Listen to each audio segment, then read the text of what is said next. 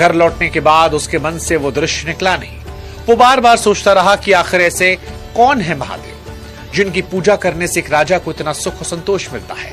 उसी क्षण उसके मन में भगवान शिव के प्रति प्रेम जाग उठा। उसने निश्चय किया कि वो भी महादेव की पूजा करेगा। लेकिन वो एक छोटा बालक था, उसके पास ना तो मंदिर था, ना शिवलिंग, ना ही पूजा की कोई सामग्री। तब उसने रास्ते से एक पत्थर उठाया और उसे शिवलिंग मानकर पूजा तेज कर दी। रोज उसी पत्थर के सामने बैठता और आंखें मूंद लेता और मन से महादेव का ध्यान करता। उसके लिए वो पत्थर नहीं था बल्कि स्वयं भगवान भोलेनाथ थे। दिन बीतते गए, उसकी श्रद्धा बढ़ती गई। फिर एक दिन उसकी मां ने उसे ऐसा करते देख लिया। उन्हें लगा कि ये बच्चा खेल खेल में समय बर्बाद कर रहा। उन्होंने गुस्से में पत्थर उठाया और दूर फेंक दिया और श्रीकर को अपने साथ घर ले आए। लेकिन जिस पत्थर को उसकी मां साधारण पत्थर मान रही थी, वो श्रीकर के लिए महादेव थे।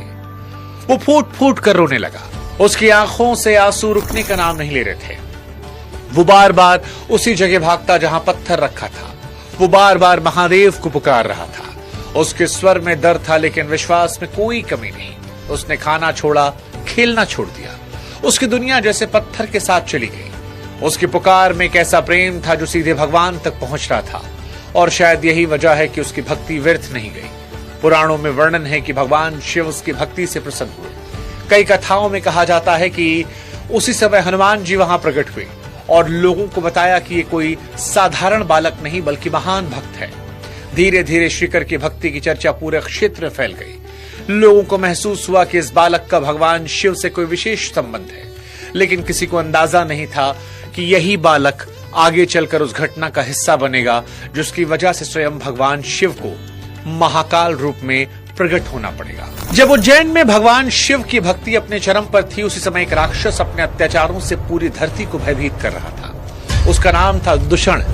उसने कठोर तपस्या करके ब्रह्मा जी से वरदान प्राप्त किया। उसी वरदान के बल पर उसका अहंकार आसमान छूने लगा। उसे लगने लगा कि अब उसे कोई हरा नहीं सकता। जहां भी धर्म का कार्य होता नष्ट कर देता, यज्ञ होते विघ्न डालता, ऋषि मुनियों को सताता, भक्तों को डराना उसका स्वभाव बन गया। धीरे धीरे उसका आतंक दूर तक फैला। एक दिन जब उसे पता चला कि उज्जैन नाम की एक नगरी है जहां लोग भगवान शिव की भक्ति में लीन रहते हैं, वहां हर दिन पूजा होती है, वेदों का पाठ होता है, महादेव का नाम गूंजता है, दूषण को यह सब बिल्कुल पसंद नहीं आया। उसने निश्चय किया कि उज्जैन को मिटा देगा और वहां से धर्म का अस्तित्व खत्म कर देगा। उसने अपने विशाल सेना की तैयारी की और उज्जैन की ओर कूच कर दिया। जैसे जैसे उसकी सेना आगे बढ़ती गई, उज्जैन में भय का माहौल बढ़ता गया।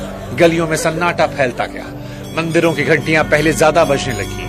माएं अपने बच्चों को सीने से लगाकर भगवान से रक्षा की प्रार्थना करने लगी।